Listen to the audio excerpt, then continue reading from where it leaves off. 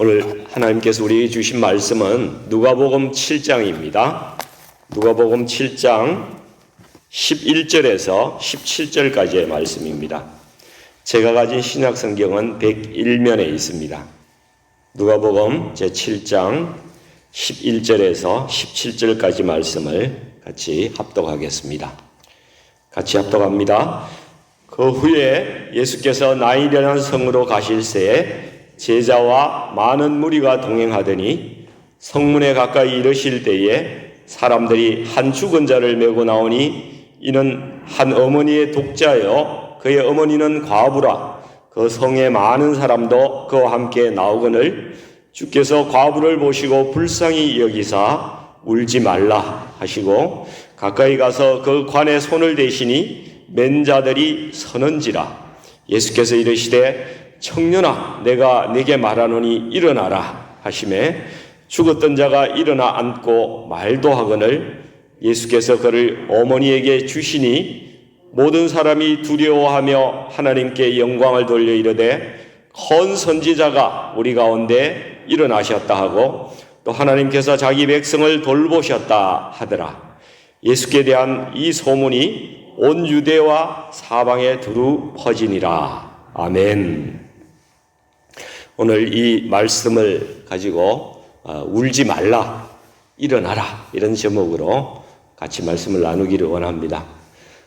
여러분은 그 한자어로 천붕이란 말씀을 들어보신 적이 있으세요? 예, 다 아실 것 같습니다. 하늘이 무너진다 이런 뜻인데요. 이것은 아버지가 돌아가셨을 때에 천붕이라고 이렇게 표현을 합니다. 의지하시던 그 아버지가 돌아가시면은 하늘이 무너지는 것 같은 그런 슬픔을 느끼는 자식의 마음을 이 천붕지통 이렇게 이야기를 합니다. 그렇지만 부모가 자식보다 먼저 죽는 것은 이치에 합당한 일이겠죠. 그렇지만 오늘 보시면은 이 참척이라는 말 들어보셨어요? 참척. 네. 저도 잘 들어보지 못한 그런 이야기인데 참혹한 슬픔이라는 뜻입니다. 자식이 부모보다 먼저 죽는 것을 참척이라고 이야기를 합니다.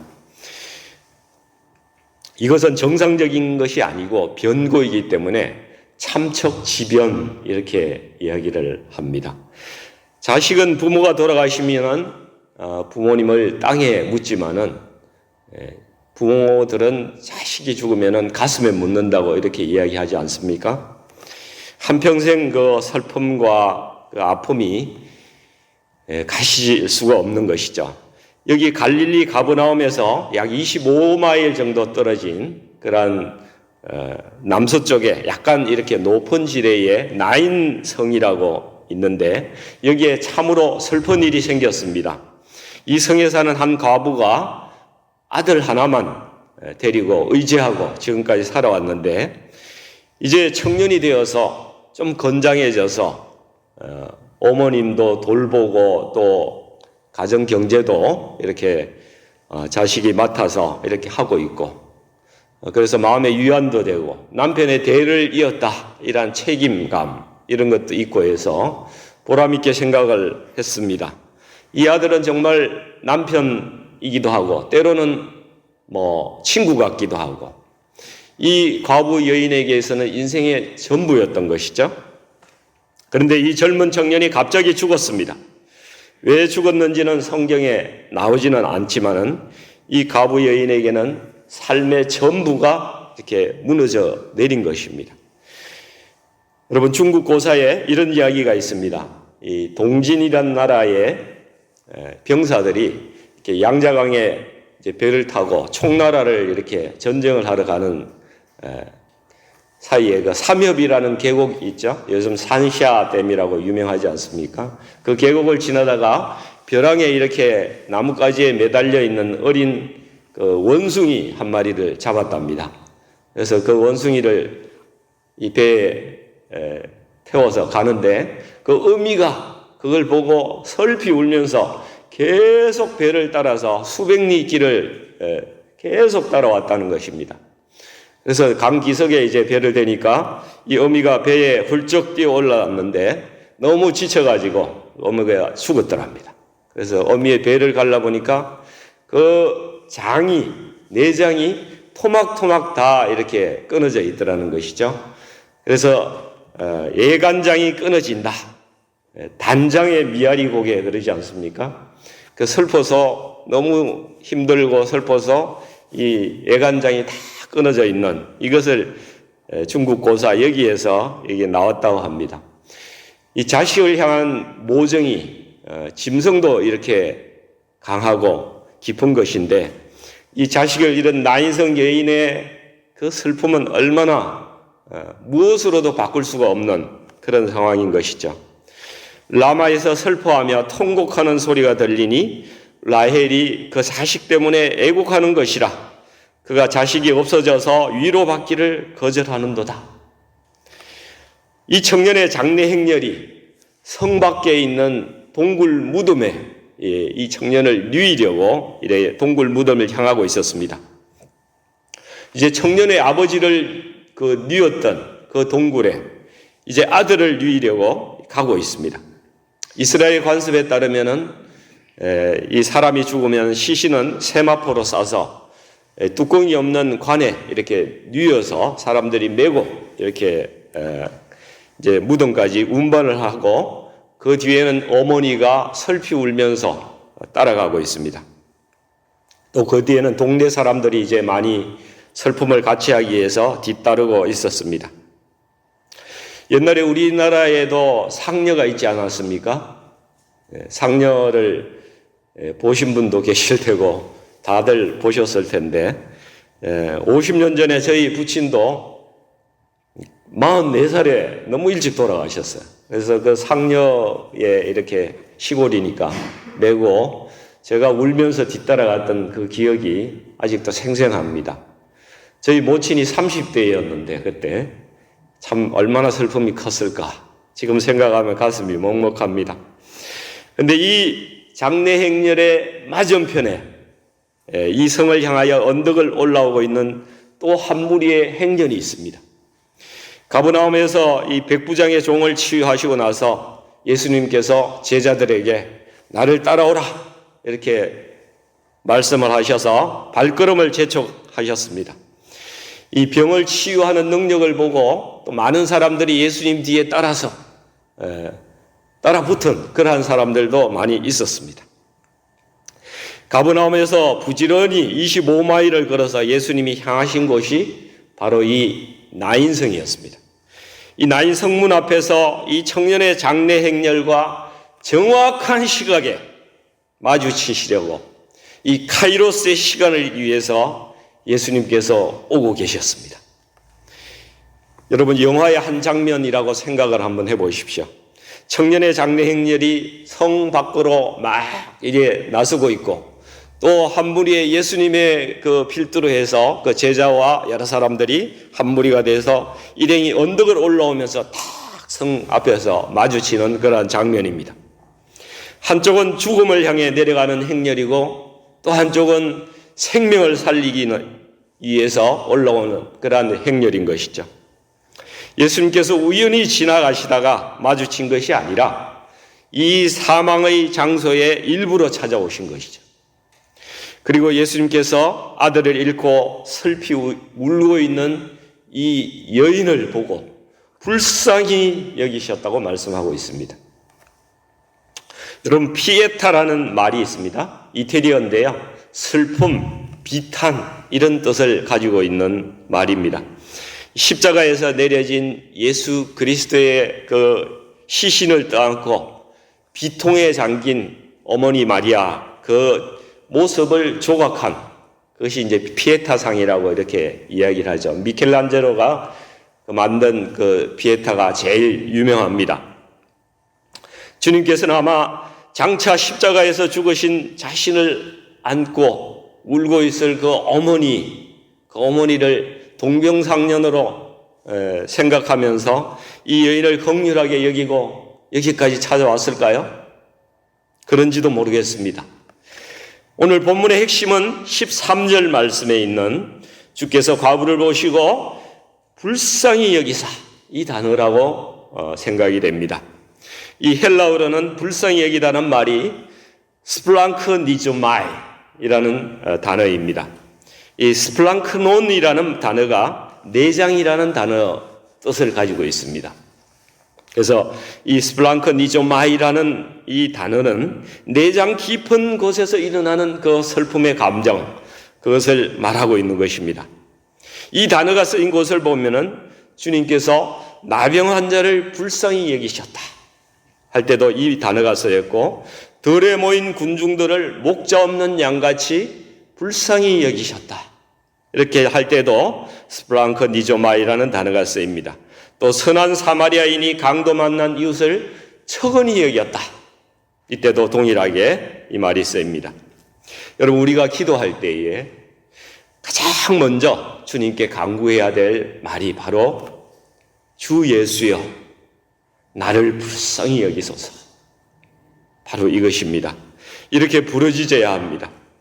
맹인거지 바디메오가 다윗의 자손 예수여 나를 불쌍히 여기소서 이렇게 소리쳤을 때 주님께서 내게 무엇을 하여 주기를 원하느냐 이렇게 물으시고 그를 치유해 주셨습니다. 오늘도 우리가 주 예수여 나를 불쌍히 여기소서 이렇게 부르짖고 기도할 때에 주께서 응답해 주시는 것입니다. 예수님께서는 이 방황하는 사람들과 아픈 사람들, 그리고 어려움을 당한 이들을 보실 때에 항상 그 가슴 속에서, 그 가슴 속 깊은 데에서부터 진실한 연민과 또 긍휼한 마음, 그 사랑하는 마음이 흘러나오셨던 분이십니다. 마치 애간장이 끊어지듯한 그러한 마음을 가지고 그들을 대했다는 사실입니다. 예수님은 친밀한 감성으로 그들의 슬픔의 그 깊이를 온전히 같이 느끼셨습니다. 그분은 상실감에 젖은 자들과 함께 상실감을 느끼셨고, 배고픈 자들과 함께 배고파하셨고, 아픈 자들과 함께 아파하셨던 분입니다. 그리고 깨어지고 일그러진 인간성을 가지고 있어서 우리는 타자에 대한 공감성이 많이 부족합니다. 타인의 슬픔과 아픔을 내 것처럼 느끼기가 쉽지 않다는 것이죠. 그러나 예수님 안에서는 진정한 인간성이 있었습니다. 주님의 이 진실하신 인간성이야말로 우리가 진정으로 회복해야 될 우리의 목표인 것입니다. 그래서 사도 바울이 로마서 12장 15절에서도 즐거워하는 자들로 함께 즐거워하고 우는 자들로 함께 울라 이렇게 말하는 것이죠.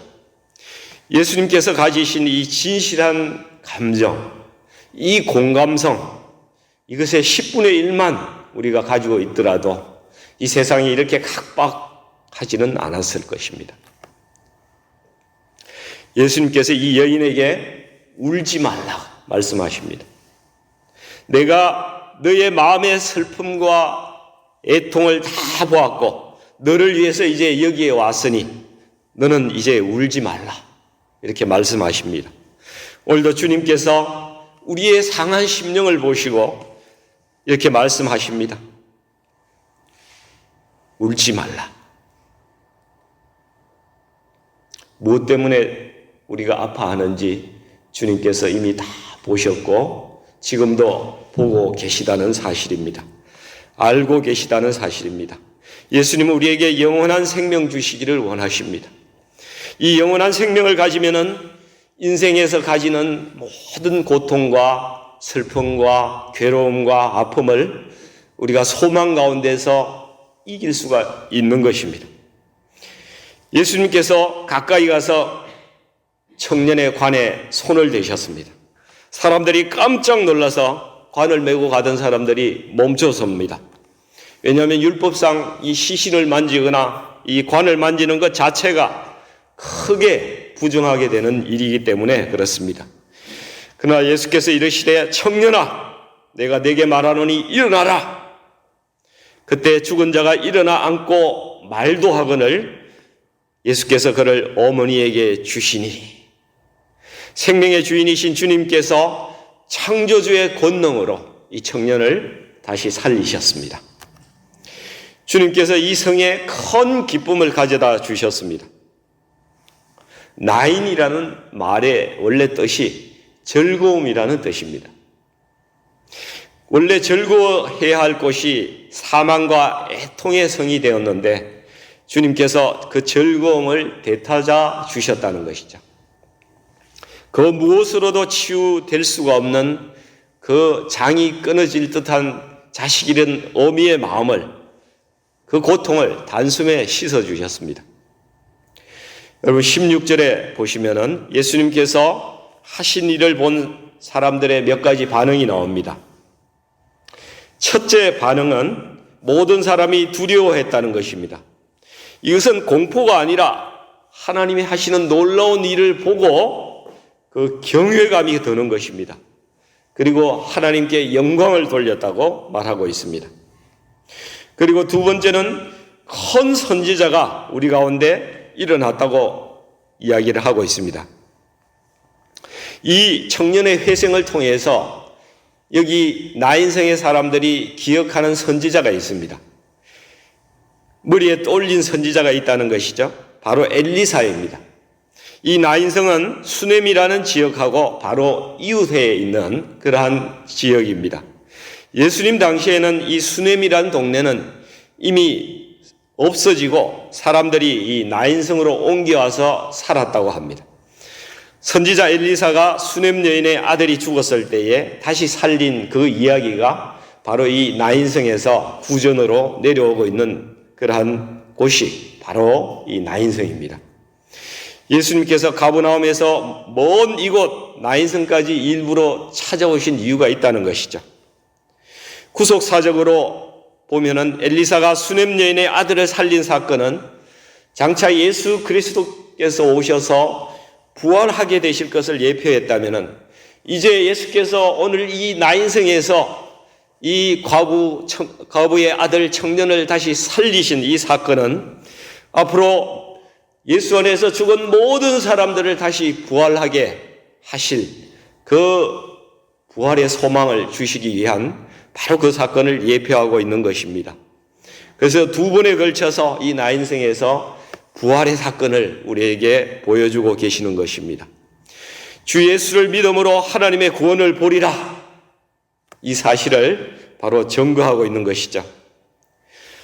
나인성의 이름은 히브리어 언어로 즐겁고 아름다운 땅입니다.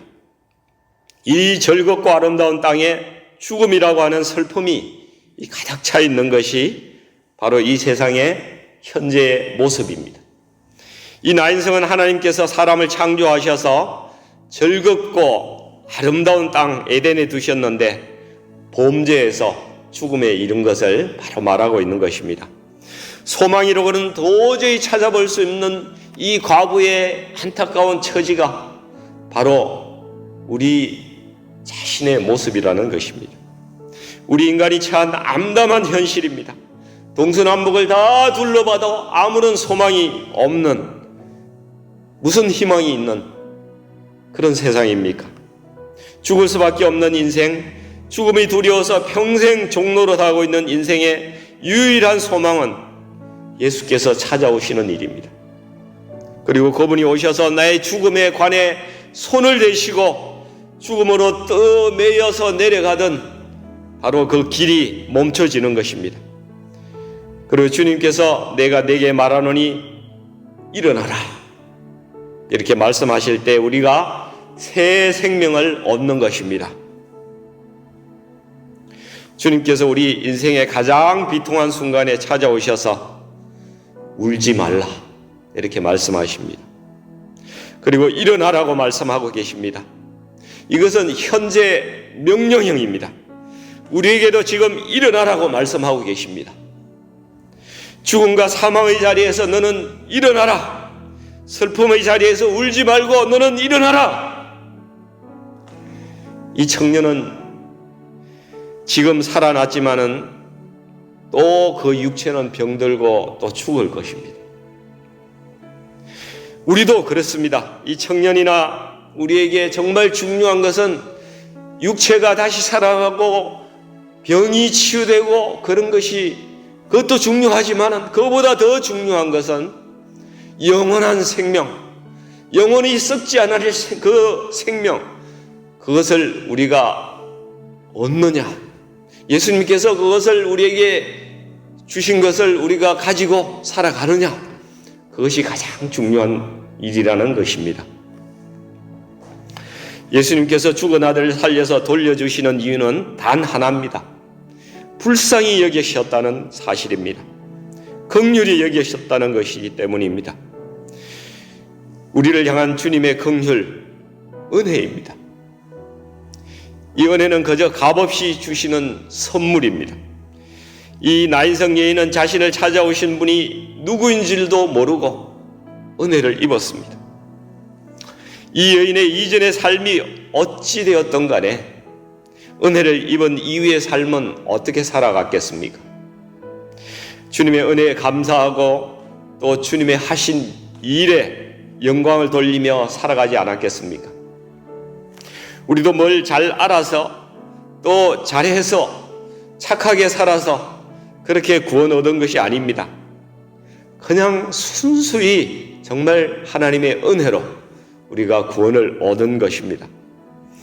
우리에게 정말 구원의 경위가 중요한 것이 아니라 구원받은 이후의 삶을 어떻게 살아가느냐, 그것이 정말 중요한 것입니다. 오늘부터 이후에 우리의 삶이 정말 중요합니다. 그리고 우리가 해야 될 일은 이 16절의 나인성의 사람들, 이 사람들이 한 일과 동일한 것입니다. 첫째는 하나님을 경외해야 합니다. 그리고 삶 가운데 늘 하나님께 영광을 돌리는 일입니다.